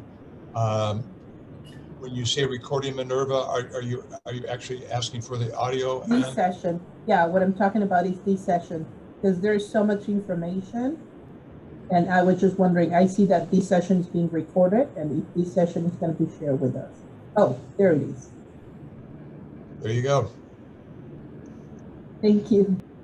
Okay. Yeah, this is Carol. I have a question for Hadley. And Hadley, great presentation. Thank you for sharing BHT's journey with us and partly your journey. What do you think was like the biggest obstacle to overcome as you're looking at becoming a more equitable, accountable community of health? Great question, and there are a lot of them. I think it was I would answer this sort of two-part, and I only have 1 minute, so I'll try to be quick. There was the recognition that it was going to have to be sort of a slow, it was a marathon, not a sprint. It was really hard to commit to a year of our team just working together to grow our ability to be equity champions. And there was a point in the organization which I presented at a staff meeting and said, you didn't know when you signed up that you would have to be an equity champion, but we are adding to the job descriptions that everybody has to be an equity champion. And if that doesn't work for you, you have till the end of the year to come through all of our trainings. And if you still don't feel like it's the right fit for you, we're going to do everything we can to find you a better fit somewhere else. And that was really hard to get to this place of internal, like a really solidified internal commitment. But once we had that, it became way, way, way easier to overcome what would seem like the more obvious obstacle, which was that there are a lot of people in our region who don't believe that racism exists, or who don't believe that these problems exist, and who feel incredibly defensive when we try to bring them up. I have been yelled at in multiple settings, especially more rural settings. I have now been threatened once or twice. So emotions are super high around this, but our staff going through the work ourselves allowed us to show up in the journey in a way that was more humble and had that human connection of like, yeah, I get it's really hard, and this is how I felt bad, and this is how it feels gross in my body, and this is why I'm committed to wanting to do more anyways. Has been the single thing that we get the most feedback on after our trainings, is helping people along the way. Thank you, Hadley. All right. We have time for one more question, if you'd like to pose it to Hadley, either in the chat box or directly. Getting some kudos there, Hadley, so good job. Thanks, everybody. Any questions by anyone of Hadley?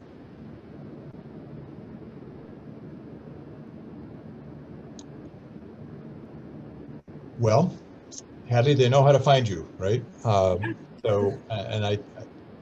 here's one question from Suzanne, and this will be the last one. How do you address the economic and social structure aspects that impact people beyond racism? Yeah, totally. Great question.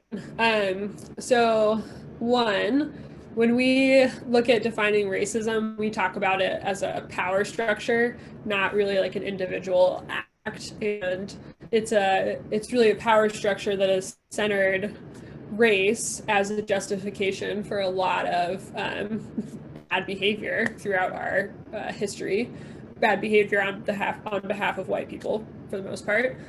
And in that, when we think about it as a power structure, the strategies for dismantling a power structure that maybe is influenced by oppression instead of sort of empowerment are actually the same across whatever the ism is. So one of the things that we talk about is we center around race first, because the strategies that we learn when we approach anti-racism are also the same strategies that help us address how we can, impact patriarchy, and how we can impact, the social inequities related to income and related to colonialism and related to, so on and so forth.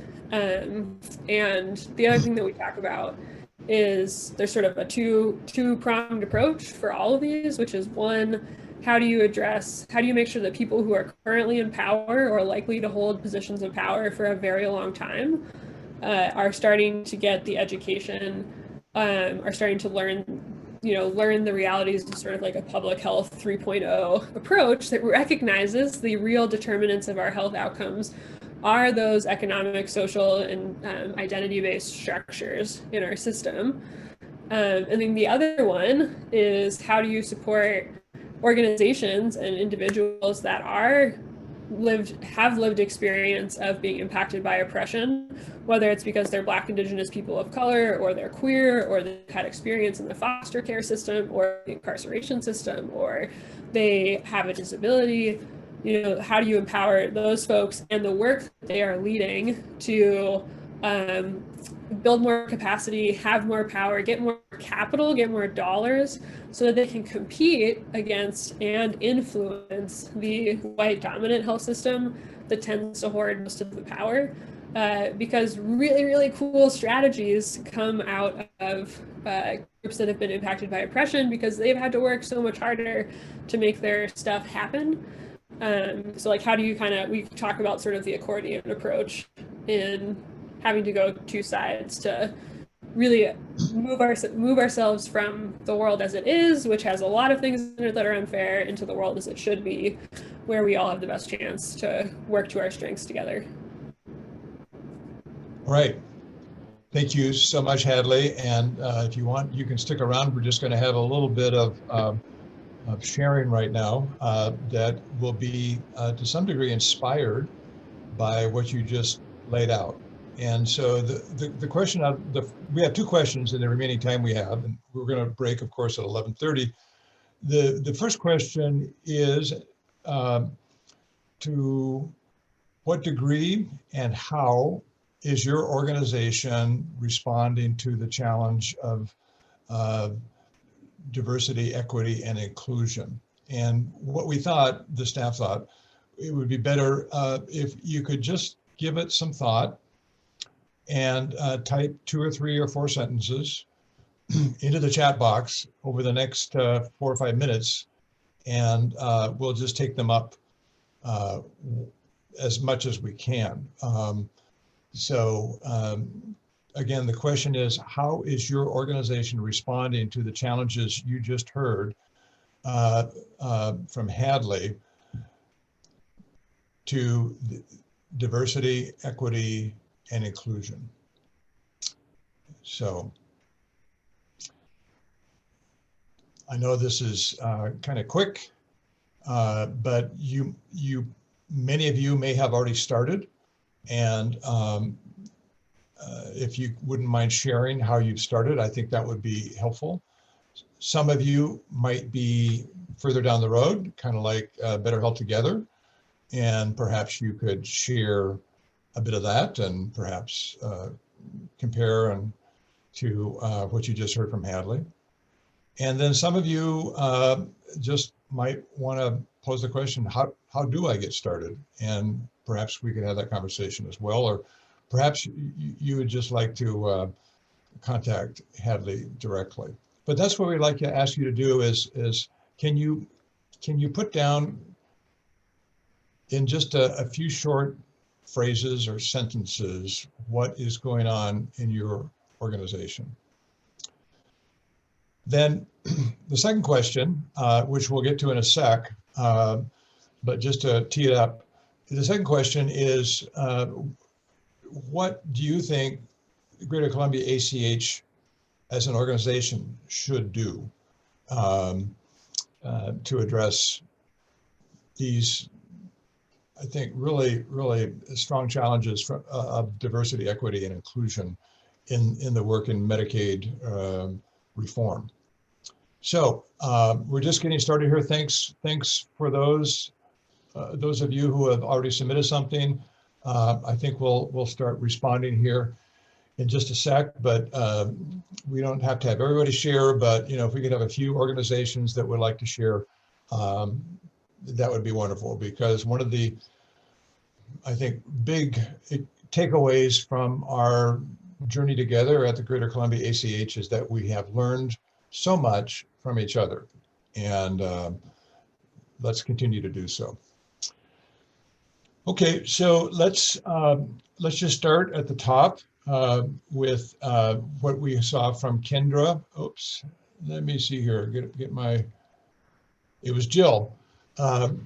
We have a hospice team that is dedicated to Hispanic patients with the Spanish-speaking team members, and we also participate in activities for all community members, not just English-speaking ones. Any further comments, Jill, to that?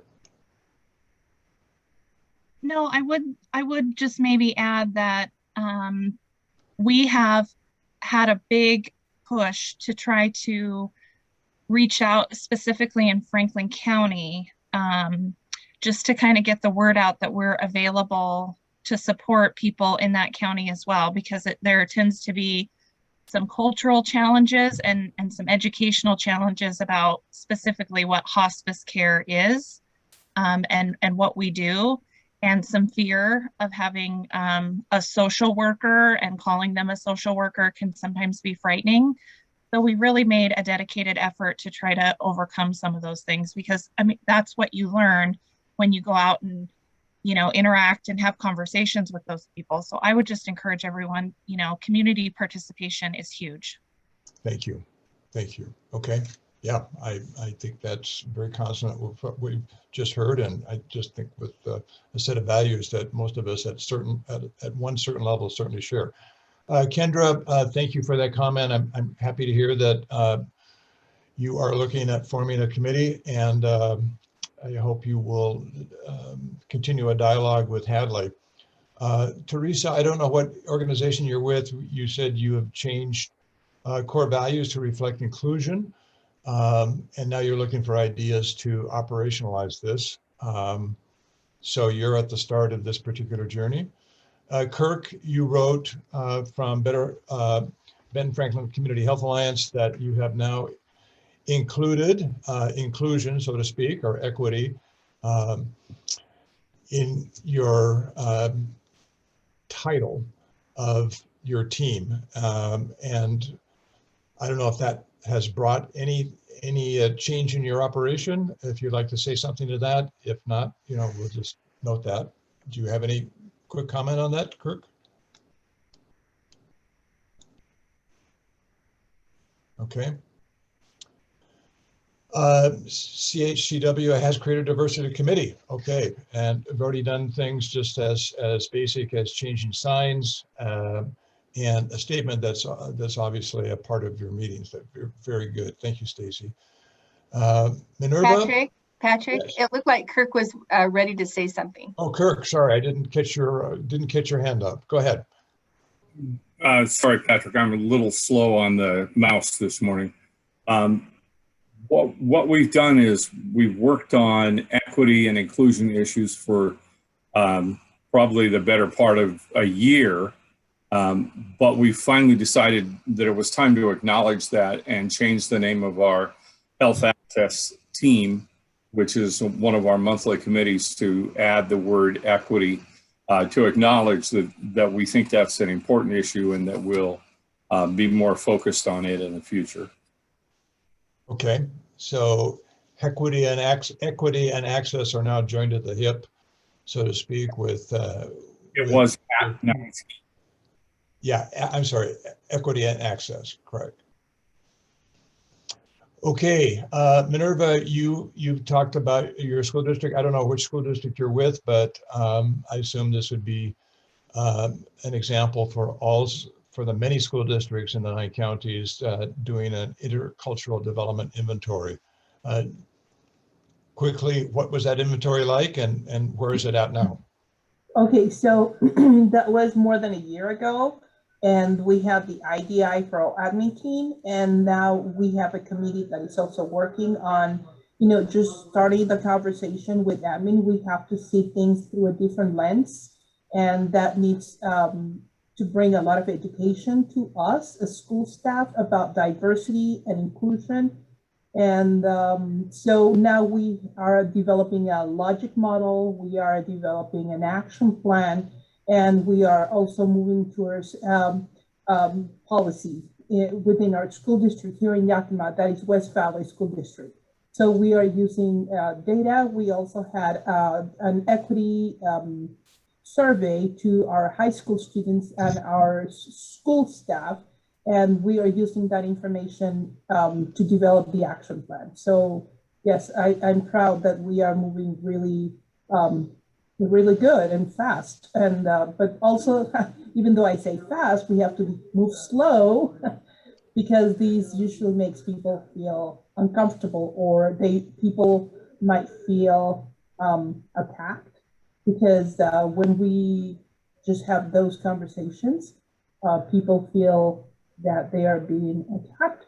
So we just have to be patient. But we're really proud about all these work. Okay, and you've been at it a year, and I think we've heard from Hadley, they've been at it 3 years, and there's still lots to do. So yes, yeah. Very good. Becky Gross is talking about somebody who's actually a leader in diversity, equity, and inclusion on your staff. So, and you're continuing with, I assume, education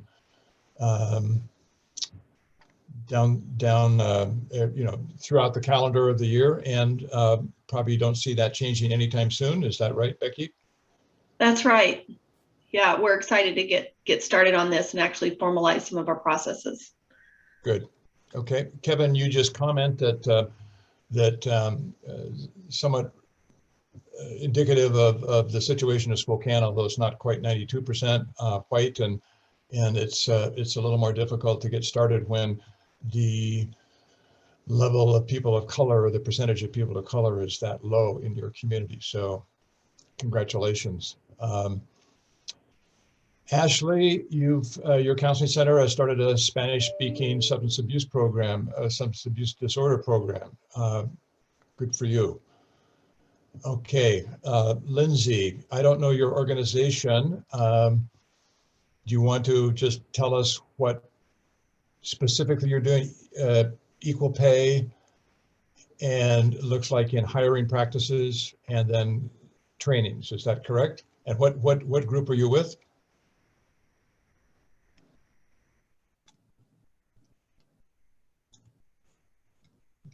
Lindsay, are you there? And if you're there, are you muted? Can you hear me now? We can hear you. All right. I'm Lindsay. I'm with Barth Clinic. So we started a Spanish-speaking program a few years back, and that's been a big part for us in adding clerical staff to make sure that we're able to support that.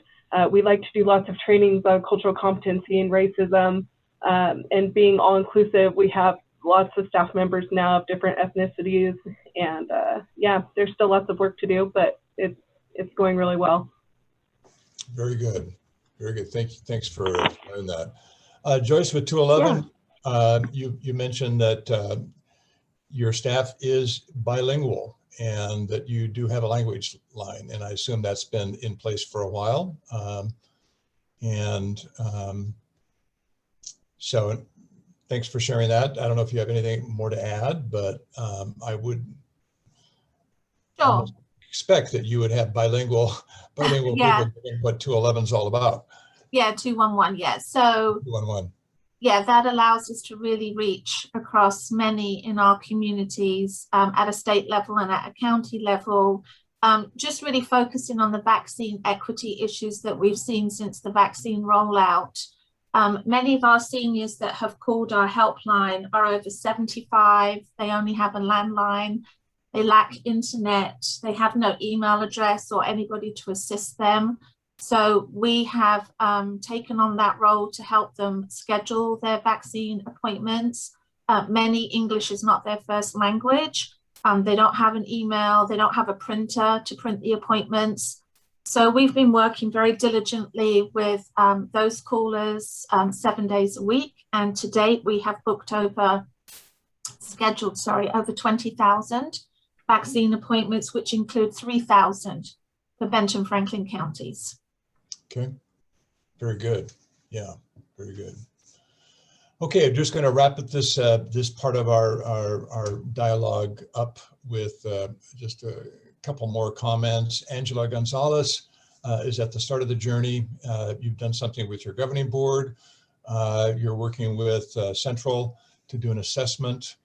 And would you like to elaborate on that? And if you wouldn't mind, if you do, to just tell us who you're with.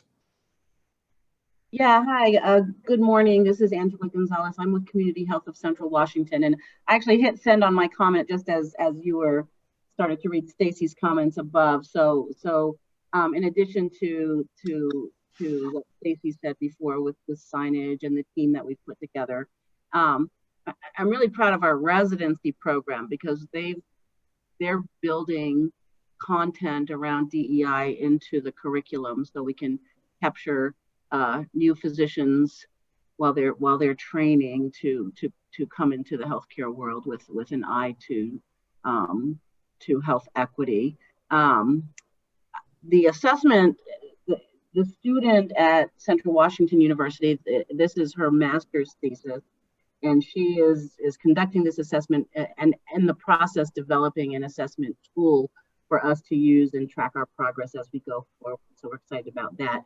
And once she completes this first round, we'll use that information to inform us as we develop our training programs, as we and other activities going forward. What, you know, we don't know at this point how the employees in our organization view where we are right now in this.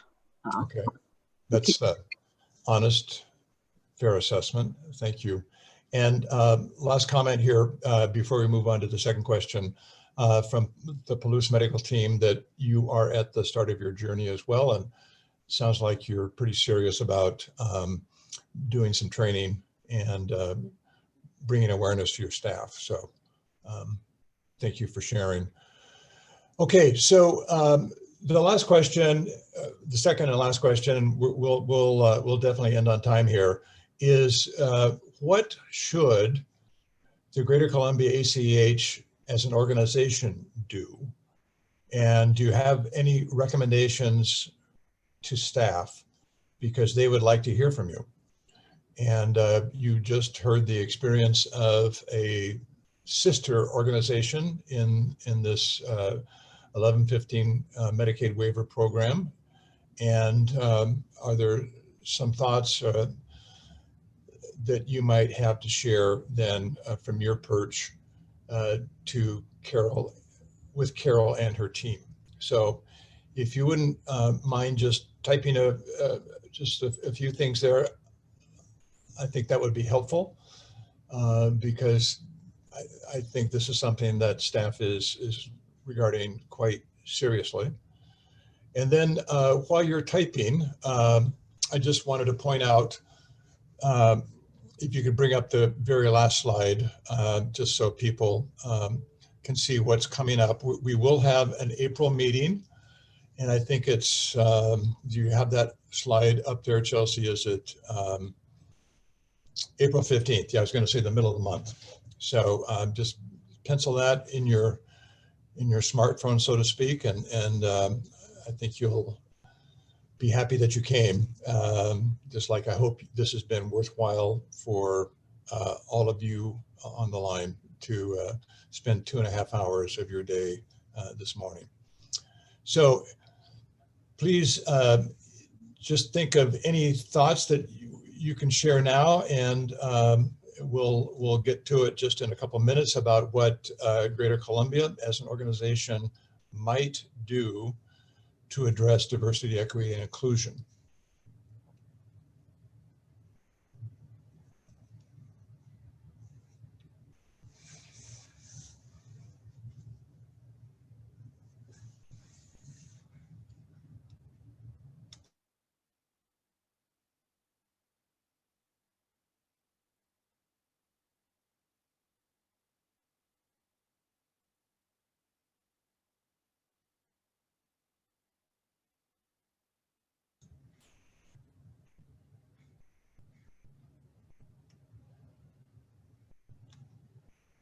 I think we've got some slow typists this morning.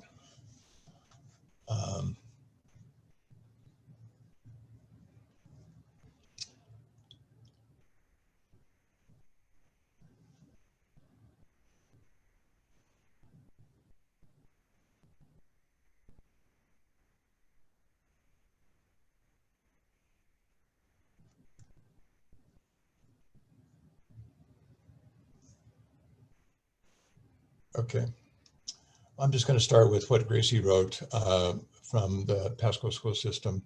I assume that you're proposing this as a bit of a model for the ACH in that you mentioned there is a translation department and that you're on Spanish radio stations, and then you've got a public service announcements going out, and then getting involved in particular community organizations. Okay. So yeah, having that language capability, I'm sure, would be very important for the ACH. Okay, and from the Palouse Medical Team, we have a suggestion that it would be good if the ACH might continue to track how the different organizations across the 9 counties are doing. So that would be interesting. And Joyce is asking other language groups, yes, we do have other language groups in our midst outside of the Hispanic Latinx.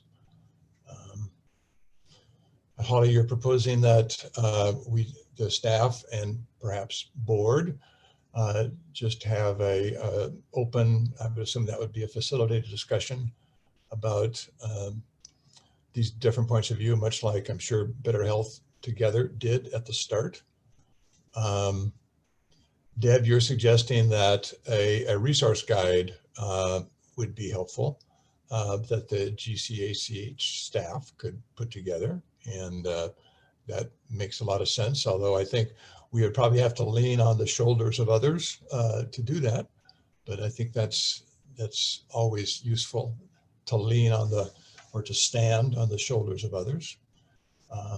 Anybody else have thoughts about how Greater Columbia as an organization can embrace this challenge and provide even better service to the communities it serves? Patrick, I put into the chat, saw that, yeah. Whether or not, organizations that are represented on this call today would be willing to take the assessment that Hadley presented, and we could aggregate that data. Chris, whenever you talk about change, it's really good to have a benchmark or a baseline of information. And if we're going to start in this journey, I'm just wondering if other organizations would be willing to take that assessment, and then we could start aggregating data just as a starting place. Good thought, Carol. Can anybody just say thumbs up or yay or nay to that idea of using the assessment tool you saw from Better Health Together? Okay, Lindsay's saying sure. Yeah, Mark, yes. Palouse, medical team, sure. Great. Mandy, Gracie, okay. Jill, okay. Well, you just may have gotten yourself more work with that suggestion, Carol. We got to start somewhere. And what I know about community health needs assessments is that's, you always do an assessment. You do social determinants of health assessment. I mean, the assessment seems like a kind of a clinical approach, but also something that maybe we understand more as people in the healthcare industry. So just thought it might be a place to start. Very good. Yeah, it sounds like there's enough of a positive echo that might be a good idea. And we had quite a turnout today. So, my suggestion would be to act on that, Carol. And Hadley, I think you mentioned that it didn't take too long for an organization to do this, or what? So it shouldn't be too onerous a survey for folks to take.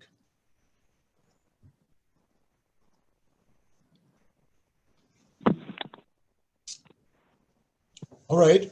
Well, I think then we have come to the end of our agenda for our March meeting, and I hope this was fruitful for all of you to spend 2.5 hours with us. Judging by some of the comments, it looks like we've learned a bit. As I put into a comment I made earlier to somebody on the line, I certainly have learned a lot. I learn a lot just when I do anything for these meetings, and I hope that applies to you as well. So we will then reconvene on April 15th. The staff is holding a meeting just in a couple of days to go over what the content might be like and the agenda will look like, but rest assured we're going to do our best to make it worth your while. You've got a calendar to look at on the website beyond April. And then if you wouldn't mind, Chelsea's requested something that we're just doing for the first time just to do a very, and the emphasis is on very short evaluation to see how we did, so we can continue to make these even more meaningful to you and your organizations.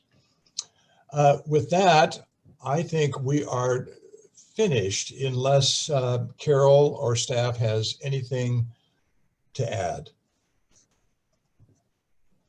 I do not. Just thank everybody for attending today. It's been a great turnout and a great discussion and great presentations.